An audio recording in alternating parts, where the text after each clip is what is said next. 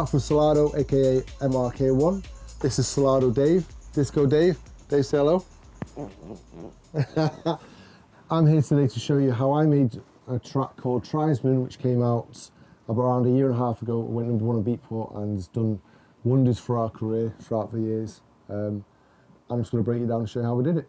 Don't copy it because put me out of a job. So I'm going to speak you through how I made a track called Tribesmen, which was #1 on Beatport and has had over 1 million streams, and it's done quite well for us as Solardo. It's quite straightforward. It started all around the vocal, which is really prominent throughout the track. So what I'm going to play here is basically after I'd edited it. I originally found it on a YouTube video of like some tribes people singing and dancing around. Since then, someone sampled that and it's appeared in a sample pack, so I'm telling you where it came from. That's where it came from.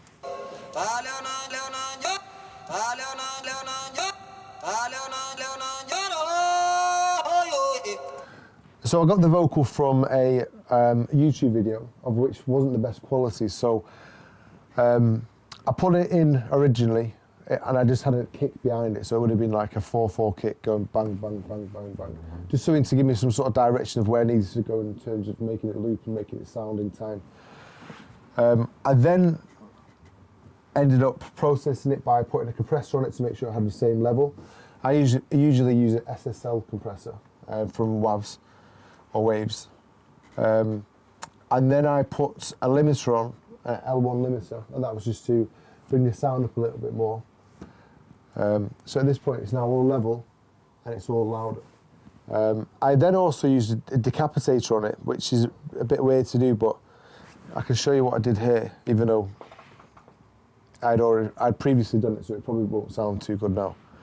But the sound source decapitator, and I always use, because I'm not the most technical person around, is I always use drum fastener 1 or 2, because this will just make it fatter in general. So I use it on everything. So vocals, bass lines, it's a little bit more difficult because sometimes it gives it a distortion effect, which you don't want. But have a listen now, maybe. Because it's processed, it's not really coming through there now. But had it not been processed previously, you'll see that level bouncing up and down there. If it's up into the red, I'd usually bring down the dry and wet on this part here, just to bring it up to 0. And at that point, I had the vocal where it is now. It's compressed, it's louder, and it's bigger, due to those elements there. I then bounced them out, and I bounced them out in the loop which I needed. So you've got a couple of different parts. So you've got this bit, which is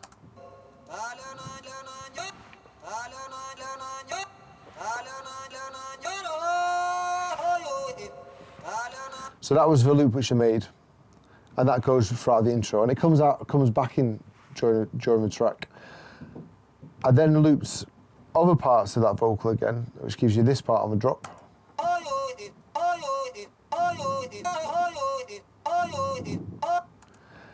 And it's basically just taking the, it's just basically looping up part of the vocal and just making it sound a little bit more repetitive and catchy. So once that was done, I'm putting into my actual track. I've again put another limiter on it, which I use an L1 limiter. And again, because I'm not that technical, all I do is bring down the threshold a little bit, and I'll just bring up the volume. It's got all these other things on here, but to be honest, I don't know how to use those. Well, I do sort of just mess around a little bit and get it to sound like it, but I can't speak through the technicalities of it all because I've not been taught, professionally. I've just self-taught myself. Then the Fabfilter Pro-Q. This was just to basically take out the bottom end, maybe add a little bit on the top end to make it a bit clearer.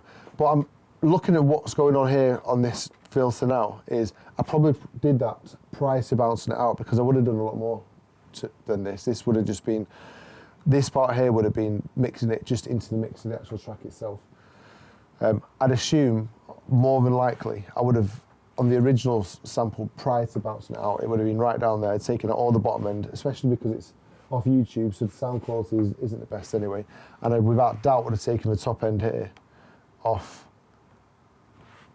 from about 20k, and just cut that out. And that was because with YouTube, you've also got the hiss. And you've got hiss with everything, but YouTube especially, you had to kick it out there. And this part here, around 5k, I'd bring up just to give it that top end, which you would have taken away originally by taking away that top end. But this is just a different frequency, which is going to make it, give it that clarity which you missed out on the first, what you miss out on taking out everything above 20. So as I say, that's would have been done previously, and where it sits now is I would have just done this additional little bit just to make it fit into the mix, and that probably would have come later on in the track itself. I then again would have used this Ssl compressor, and this for me is I use it on everything because it's so straightforward and you don't really have to do too much with it. So I would just bring the threshold up and down. When you start out with it, it'll be up there. So if I just play it with that song, and I would bring it down, basically to bring it into the mix, opposed from using the volume, because for some reason I find that every time I use the Ssl compressor to bring the actual sound into the mix, it just sort of compacts it a lot more and makes it fit, gives you a bit more control where to put it in the actual track itself. Whereas if I brought the volume down, you've still got all the elements on all the frequencies flying around everywhere, and you don't really have too much control over it. If it is too loud and the compressor doesn't do enough, I mean, where I've got it down there is without doubt too far down, but for me it works. When I would have previously done it on the track before I took it out, I would have only taken it down to a maximum at 3.5 on the threshold, because it starts up there. Where it is now is very excessive, but for some, like I say, for some reason it just works for the track. It's probably not the best way to do things, but whatever works, works. So I'm going to show you the way I set up the actual project first now. So I have, to try and be neat and tidy, and I'm not the most neat and tidy person, but I'll try, is I'll make a folder for the beats and then put all the beat parts, beat components within that folder. And I'm saying that now, but I haven't done it for anything else, so I don't do it all the time, but I do try to occasionally, especially with beats because there's so many elements to it. And then I do something called parallel compression, which I think is parallel compression. I might not be completely right with the way I do it, but it works for me in what I do. So on this project here, I've got 4 buses, I think they're called, where the different aspects of the track for different parts are sent to. So I've got beats mid, beats top, synth, and vocal. On other, I mean, I did this a year and a half ago, this track, but since then I might do a bit more. So I'll have beats mid, which basically means like the kick and like the snare or the clap, which basically go down the middle. And then the beats top, which I'm looking at like the hi-hats. What I do now is, and I haven't done it on this track, but I do beats top, left and right, and middle. So say for instance, if I want to put a hi-hat going from the left, I can put it from the left, from the actual track itself. So if you look at, say, your ride here, I've got the ride here at left 86, so it's sat there in the mix. But because I'm putting it into this bus over here, which is on the middle, you're going to hear that, but it's going to be quite low. So the main volume's coming from this side here. And what I haven't done here is I haven't got the left and right. Since then, I do left and right and middle. So I would have this going to the left. So that will be a lot more prominent left than what it is at the moment. At the moment, it is left a little bit, but not as much as it should or could be. I mean, it depends what you want to do. I mean, it works for this track, but if I was to do it again, I'd add another 2 buses and left and right. And I can even show you how I would do that. And you might even be able to hear the difference. So I go down to here, where I've got my group tracks. What I do is just duplicate this track. So now, if you look on here, it's exactly the same as the beat top. And then I rename it. So I'll just call it beat top left. And all I do here is now on the left and right over here is just basically put it to the left. I'm using Cubase here, and it's probably quite similar on other platforms. I'm not too sure if you don't use them, but I'd assume they're pretty much of a muchness. So what you'll hear is now, if I solo this ride here, which isn't playing here, whereabouts is it?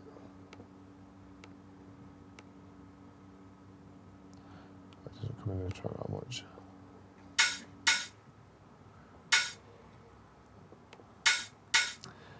It does sound quite left, but not that left.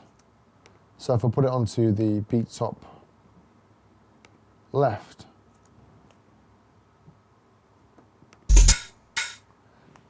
it's far more left now, which is probably what you want more in a mix nowadays, if you want it to be a lot more dynamic. At the time when I did it, like I say, it just works for what I was doing, but I would have done it that way from now on. So the way I have it set up here is beats mid. If I was to just solo this track, I have the bass line go through it, the kick go through it, and in this case I have a break go through it.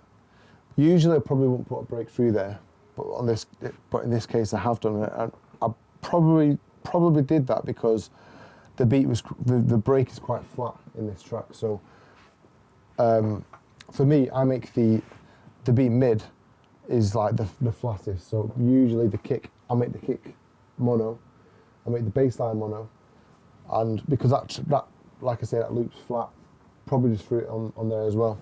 So the reason why I say that the sample itself is flat, it's just basically because it's just a shit sample, and it was finding this loop. It was quite an old one. I'll play it to you now. Quite well known. I think it probably just rips it from an MP3, or which you don't want to do, but if there's no other way to do it, that's what you got to do, because like nowadays a lot of these things are MP3s, or they're taken from vinyls and converted to MP3s, and so much quality is lost throughout the processing until it gets to yourself. And I've unfortunately ended up on the back end of it, where I've ended up with a shit version. I'm sure there's a good version out there, but I didn't have it. So when I say that it was flat, that's why. I mean, through EQing, which I'll go through in a minute, I try my best to bring it out a little bit, but for this track itself, it works best just being it within that middle range. I've been using everything else around it to try and make it a bit more dynamic. Say, for instance, the hats and the cymbals, which I'll go into in a bit more detail in a sec. So if I solo the beat mid track, and I call it beat mid track, it doesn't mean that is definitely not what you want to call it. It's just that's what I call it because I know what it means in my head. So this is what's playing on that track. So you've got the kick, the snare, the bass, and that loop. And a lot of it is all mono. Apart from the snare, if I double check. Yeah, the snare's not mono and the loop's not mono, but the bass line and kick definitely is. So on that bus, I have a plug child 670 stereo. And to be honest, I don't really even have a clue what to do with this, but what I did find as a preset on there was a Lavin vintage mastering glue. And for me, it's just a preset. I flicked through all the presets, and to me it just sounded good. It sort of brought it all together, and made that channel bring those elements together and fits like they're meant to fit together. And then on the next channel, I have a PlugTech EQP1A, and again I use another track warmer, a Lavin track warmer preset. Again, not too sure what it does, but it makes the track sound a lot warmer and more together. And for me, in my tracks, a major aspect, the actual tracks I'm making, mixing them down, and the style that I produce in, is that I want to make an old sounding track, but sounding good. And for me, it's really hard to make a track that sounds old, but sounds good at the same time. And these are the elements which I use, which make it possible, I find. I'm going to use an L1 limiter again, and I use this quite a lot. This time I just bring down the threshold, and basically, for me, using those two plugins beforehand has given it a sound, sort of brought it together a little bit, and I'll come along with the L1, put it on top of it, and just bring it all up. And it sort of brings out the elements as well of it. And I have that on each of these different buses. So the beat top has exactly the same setup, and all the other ones have it. However, what I do on each of them is I'll just change like the small aspects. So say for instance, like the bandwidth I might change on each one.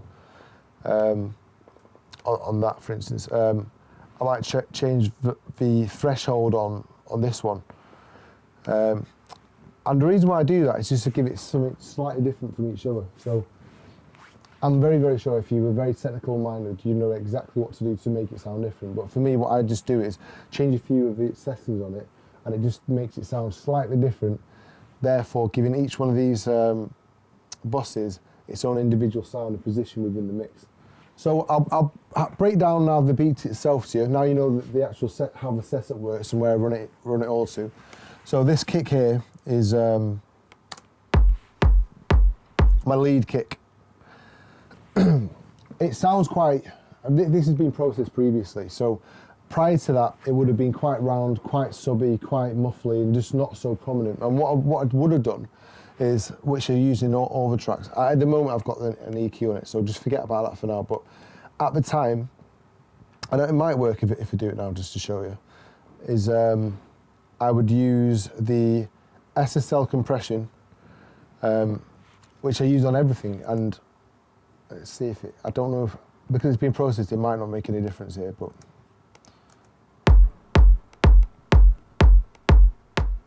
Yeah, so you can see it does work here. So imagine that prior to this, the actual sample itself was bigger, uncontrollable. You'd put it in a mix, it'd be flopping around all over the show.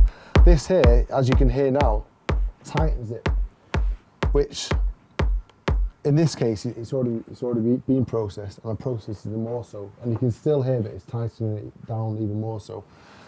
And that just for me works perfectly. And then what I'd do after that, I'd also then add an L1 compressor again, which I do in, not compressor, a limiter, which I do in pretty much every different track, and then just basically bring the threshold down. And that'd be because I'd have my compressed kick, which started off like this. I use an Ssl compressor to bring it down into this.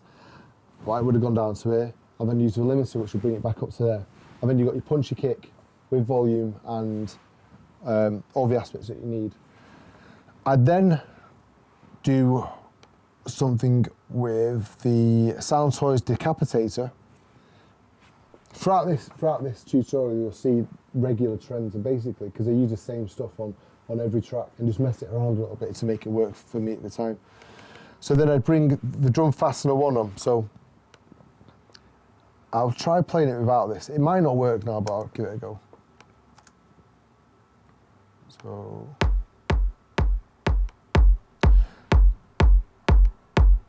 So they're all off at the moment. If I turn this on, you'll hear it's got a bit of distortion, but like I said before, I bring this down, the wet, and now you've got a fuller kick, and basically just harder and pumping. And it even brings, for me, it'll make it, I always think of it like, I do a diagram on my board. So here's your kick, and then I always find you put your decapitator on, it has that distortion around here, and then makes it that much bigger through that distortion. I don't know if that's how it works, but that's in my mind is how I think, and then that's how it works for me.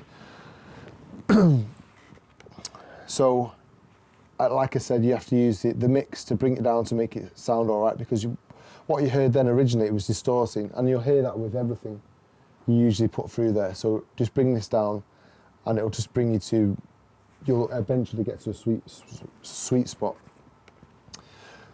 So then I'd have this would all be done and processed.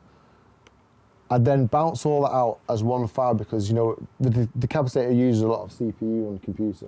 And if you have that going on each individual track, you're going to end up with a crackly computer, and it's just going to be very, very unstable. And what I find when your computer's unstable, either crash or you lose projects or even starts forgetting stuff, and that's why what you see now is the bounce out format, which I then do the final mix on.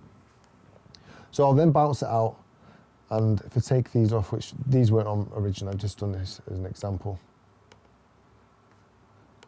I would then EQ it. So at this point, you'll hear now, this is the sample as it was when I bounced it out with those processing bits instead I put on.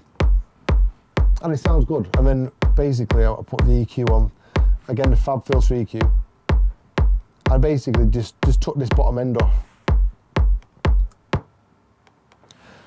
Because what I find, and you know, down here, this frequency down here is just like sound you can't even hear.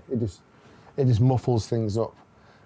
You might think it's cool to like, I mean, what I used to do when I first started making tracks is I'd have like this whacked up here, thinking, oh, as much bass as possible, get that kick banging, but it doesn't work like that. You need to take it off there, and it gives it a lot more dynamics, and you just basically get in the sweet spot.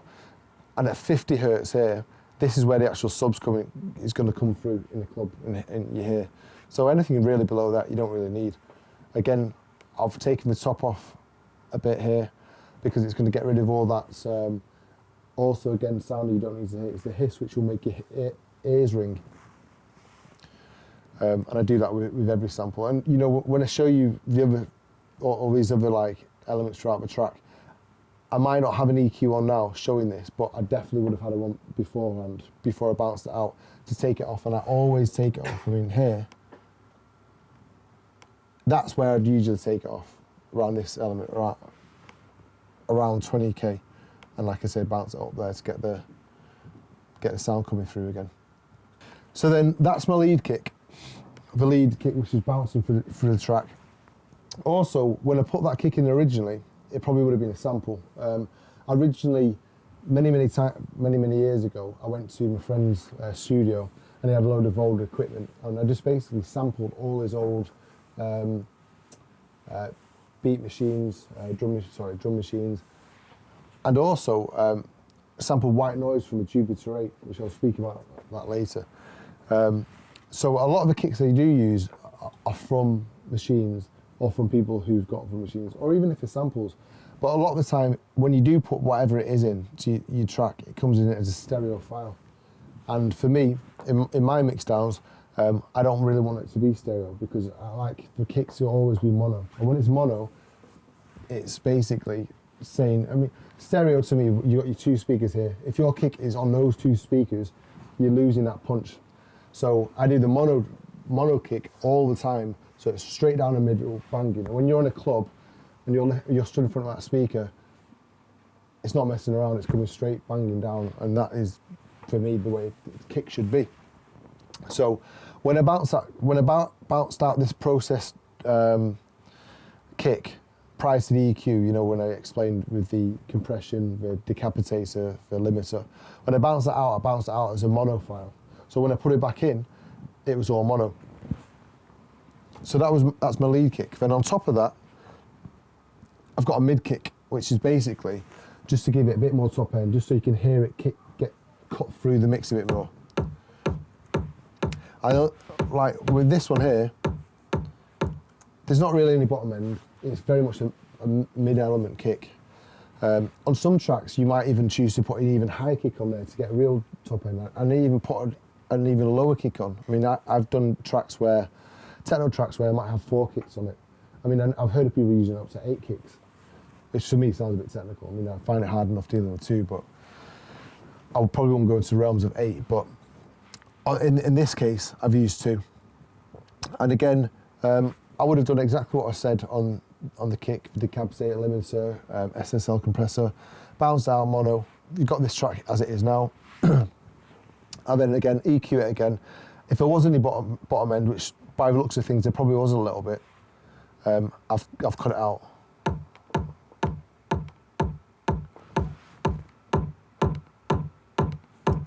Not a lot though, so I probably edited that prior.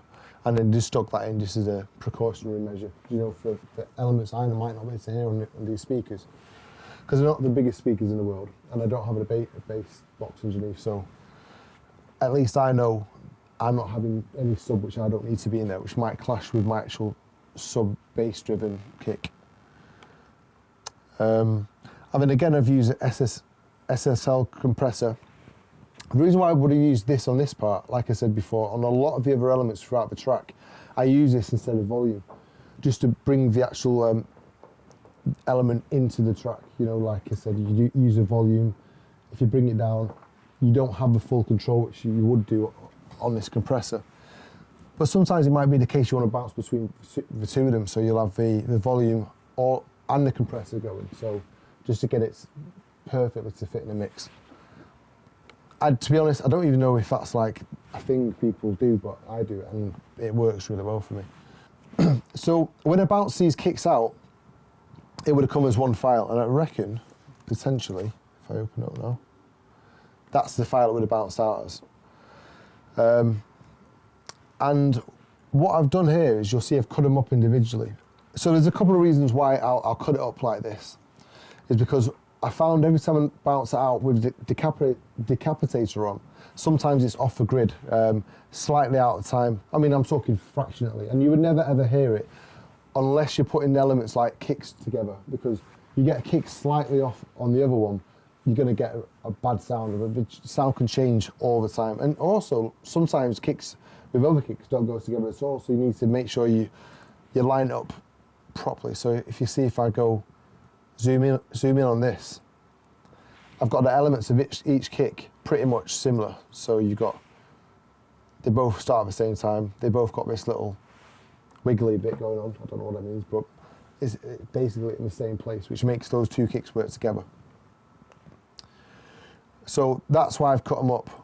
But also another reason why, if you look at this, that's how it would have gone in originally. I then cut them up using a hit point calculator, which works out for you, makes it a bit quicker, and then you can just quantize it and put it straight in time. But then what I've done is, where I've cut them, I would have basically moved it like this, because you sometimes get a tail off here, a booming tail or some sort of sound which you might not want there at all, and this makes it a lot cleaner, I find. Getting rid of that also makes the kick just be a bit more prominent. I'm not too sure why, but for me that's works well, just taking it off and, you know, just having that empty space there, so when the next kick comes in, it's a lot more prominent instead of tailing off through whatever sound you've got going on there, which you can't even hear, but I think when you have it loud in the club, you sometimes can notice. That's all we've got time for now. If you want to see the rest of this video, get the new issue of Computer Music out now.